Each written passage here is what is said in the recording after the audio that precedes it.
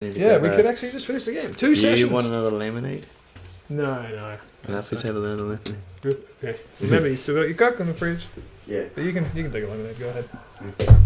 Why do you have his cock in the fridge? For later, Seems kinda obviously. Jesus Christ, Frank, use your head. Welcome back to the ear show. What? Oh, because in between episodes you took a photo of my ear. Yeah, yes. Okay, we're including that? Alright, cool. Here's a Yeah. picture of my ear, everyone. Enjoy. Yeah. Back of head reveal.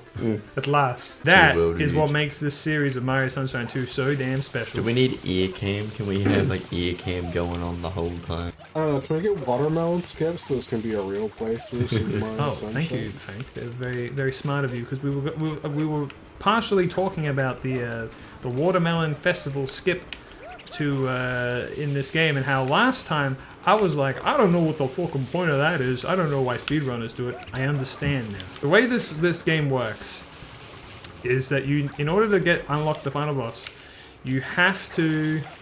What are you doing? You have to do the 7th shine in every world, right? Simple enough. So the only way you can get to the 7th shine normally is by doing the one beforehand. So if you want to get to 2, you got to do 1. You want to get to 3, you got to do 2, and you go 1, 2, 3, 4, 5 all the way to 7, right? However, if in this game you somehow manage to do a shine before another one, then it unlocks all the numbers up to it, right? So you can do it in Bianco Hills where you can get the 2nd shine before the 1st, and if you do that, you'll unlock the 1st shine, right? Or like you can do the mission. It's not really obvious. So the reason that they do the Watermelon Festival immediately, because that is the 8th shine, right?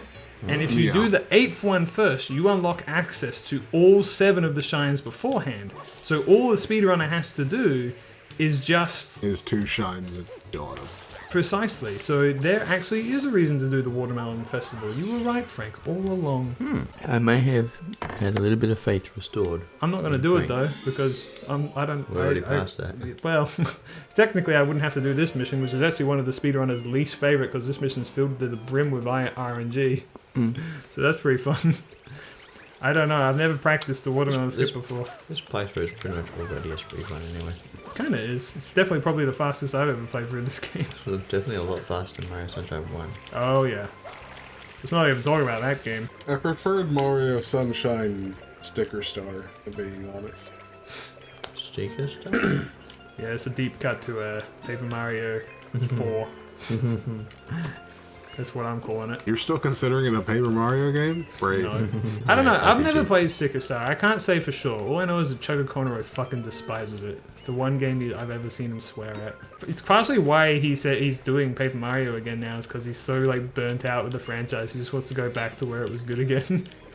Oh yeah, and I don't think I ever finished my fort from like 19 episodes ago, where I actually really want to play...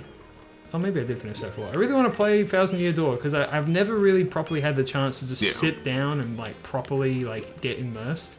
It wouldn't be a good series because I want to just like take my time with it and like talk to all the people and really get into the world. But yeah, the reason I prefer Paper Mario 1 is simply because I've just played it more and I know the game kind of back to back. Which one do you think's better, Frank? I think overall I enjoy Thousand Year Door more. Because it really is just a case... It really is just a case of like... Stop! Improving on the first game. Bitch!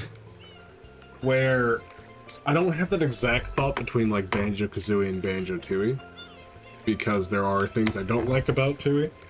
But Thousand Year Door only really has one thing that I kind of dislike, and it's only really a minor nitpick anyways, which is how many times you have to walk all the way back to the door for the start of every chapter. It gets a little tedious on like replay throughs. Yeah, the thing is, I don't know a lot about that game. I actually can't remember everything about it. Don't! What the fuck?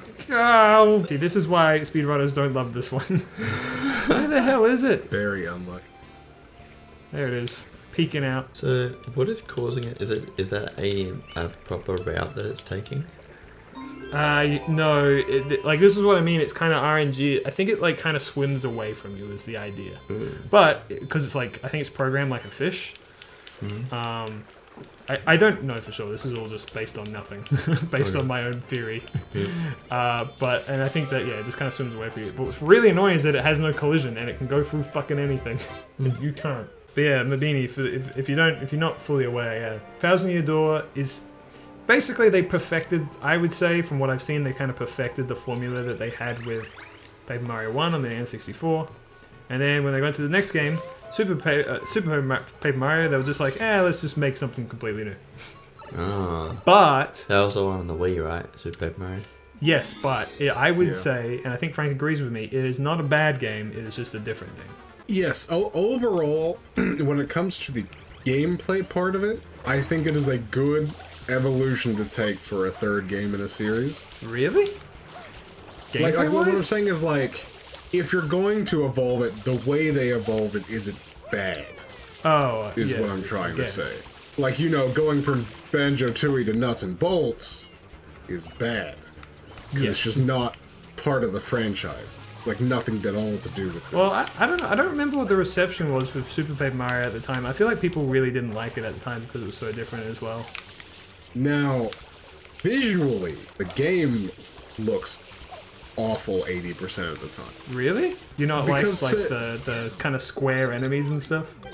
Like, it's partially that, and it's also like, here's all your partners in this game.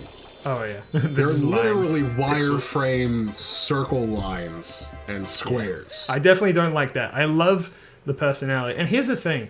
The biggest problem with the most recent games is that Nintendo have now implemented super strict rules where no one is allowed to create any original or interesting characters at all. They're all Oh. forbidden. That's why, like, so... Yeah, God forbid they have Waluigi happen again, you know? Oh, God. It's clearly the reason. But- But what about the bad guys? Is the Origami King a bad guy? He is, yeah, he's technically an original character. What they mean is, like, in the first two Paper Mario games, like, there was, like, a whole fucking civilization of toads, you know? Like, toads were all different types. Like, you know, there was fucking Tasty and Rusty and, Busty. Vanity. I like Yeah. Vanity, it's a clever joke. And they had all these different designs, and they had all these different personalities. They're not allowed to do that anymore. Now toads are only allowed to be one thing. Toad. Just a toad. And that's it. The same basic thing. And it really, really sucks. And there's like no more types of Not troopers, so- no more types of bombs. It's all generic, basic shit. And so the later games have a lot less personality because they're not allowed to flesh out the world, which is kind of like the main appeal, in my opinion, of these games. Is like, it's like, oh, it's the Mario world, but now we really get to properly explore it and talk to people and find out about cultures and the different things. But now it's like you don't get that anymore. It's all generic, you know, Nintendo, Mario brand shit. That's it. Obviously, I can sell it worldwide.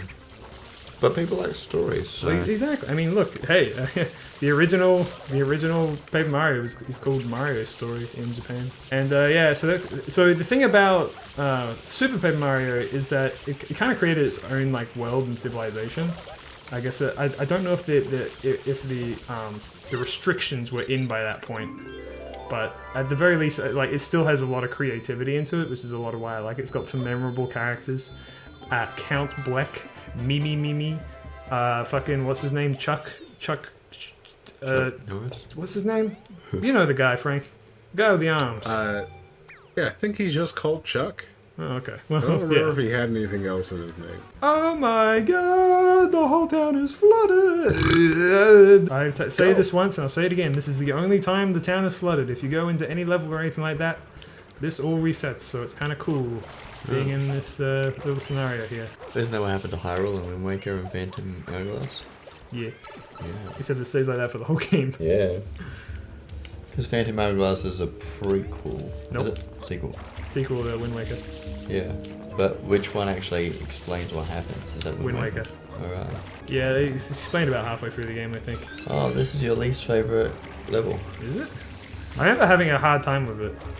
Or at least the boss I did. Even though I think it's because I do this thing, right, where I'm like, it feels like it doesn't take long as like a kid because I'm not being recorded and there's like no time limit. But when I'm actually recording, I feel it all the more. People do hate this level. They hate the boat that's coming up over there. But I'm just gonna take it easy. I'm not gonna rock the boat, as it were. Is Shaft gonna take us on a ride in the boat? Excuse me? Was it? It wasn't Shaft. That was just some dude in a cape. He was like hanging out in the castle. Yeah, but he's talking about the boatman. You know, he's like, hee, I'll take you somewhere special, and then he takes you to the mermaid statue. But yeah, like for Super Paper Mario, it's like everything besides like 80% of the visuals, I perfectly enjoyed. Like perfectly fine when I played through it. On Wikipedia. Like the story, the whole like going to game over hell was like really interesting. It's like, oh, Mario actually fucking died. Oh yeah, the underwear. I fucking love that place. Yeah. And the over there. Actually- So hell is called the underwear, and heaven is called the over there. I fucking love those names. Yep, and they actually explained that in this universe, when you game over, you go to one of those two places. It's like a whole chapter. It's part of the game. That's cool. Yeah, it's really a creative. Like the game is super filled with creativity. I fucking love it. What game? And then obviously Super going Mario. like the extra step with like the villains actually having like, you know, being even remotely fleshed out. Yeah, like is really nice. Yeah, we're up to the end already. Well, Yeah, don't count your chickens too close. boss fight 400 times. Yeah, It's fine. yeah, I'll probably just die. Peach is looking shiny. Looking shiny AF.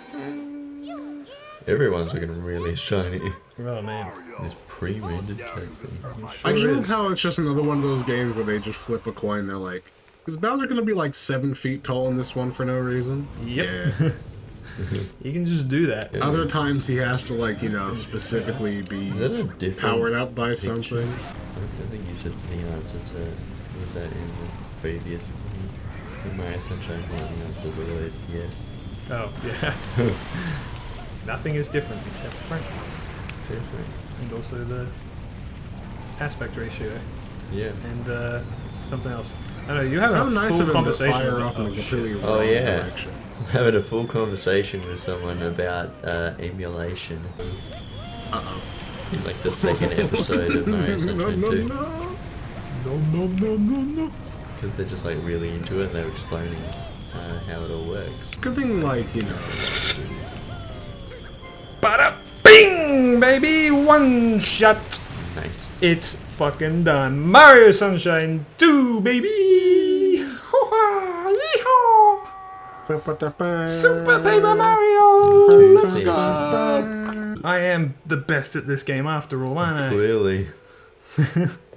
I took one It's try like on a 5 relatively sessions easy last boss. time. Yeah, it only took us 2 recording sessions, and it only took us 2 because the other one fucked up. Yeah. Me fucking device! It's on the floor! What the fuck? me fucking flood is Mingy. He's No. dying. Suck your dad. Not my robot. Imagine this being your last the last thing you see before you die, Mario's big head in your face. I always wanted it one of them to What shove do his you mean? nut- That's how I want to nose in go it. out. What It are is you how I talking want to go out. I want to die in Mario's arms. Are you kidding me? That's great. Yeah, the last thing you see No, is not just... in his arms. He's just staring at you. yes. Yeah, whatever. I can He's take And it. you see his Staring nose at up close, and then you die. Also, I love how this is shining, even though you never bothered to clean this fucking thing. Yeah, they seem happy enough. Look, it's Jack Black. Well, Why I is gotta there any explain to you subtitles? something, There's usually Junior. subtitles. That's what I'm thinking. I'm like, The human lady is not your mother. Maybe this is another change from Mario Sunshine 1. it's like, yeah, well, I fucking figured it. She didn't look like a Bowser. She Yeah, probably well, wasn't a Bowser. She might not be, but I want to see you get some, Dad. Well, someone actually brought up an interesting thing I was reading. In the Mario universe, babies are brought in by storks. That's confirmed in Yoshi's story. I Yes. mean, Yoshi's Island. And so it's not super unreasonable, I guess, for Bowser Jr. to think that Peach is his mother. And that could explain why she's kind of surprised by it as well. Was that, Ayla J? Anya Taylor-Joy. That one. Yeah. Yeah, Oh, that's Peach. I said all the sounds. Trust but- me, pal. I It'll know be in. all the Mario movie cast. Except for Flood. She's not in it. Holy shit. Stephanie, play the Mario Sunshine Oh, but wait! I don't No, have to. cut it out. I I got don't a have better to ask idea. her to put the Mario Sunshine credits in anymore. Put in the Mario Sunshine 1 credits. Yeah, that'll throw them off. But we did it, guys. We finally beat Mario Sunshine 2. After all these years of building it up, it's finally here. Yeah. And it's finally done. Gone Performing for into the you. ashes. And I'm never going to mention this game ever again. I don't know, maybe I will. Until I'll believe that. Mario Sunshine 3. Electric Beagle. Yes. Hey, you know what? I'm calling it right now. Super Mario Sunshine 3 is gonna happen October 31st next year. Next year. Oh god. Make this a With yearly that annual playthrough. A yearly tradition, you say? I'll think about it. Just like October 25th next year, something's coming back too. Oh, yeah. Yeah. Let's just play the same 3 games over and over again every year. I think that would be good. And then for it's One us. that takes sprinkled all in year, the between other is a two take different like 5 Pokemon minutes. Yeah. generation. I don't know. We do need to think of a game. I know, you know, we have all these series that are all chocked up, ready to go. Yeah. I don't know. We just need to decide on which one we're doing. I'm thinking Mario Sunshine was the next game. Oh my god! That never becomes anything. I don't know why they Yeah. show this. Anyway, it's finally done, guys. Mario Sunshine 2. Alright, goodbye! Yeah.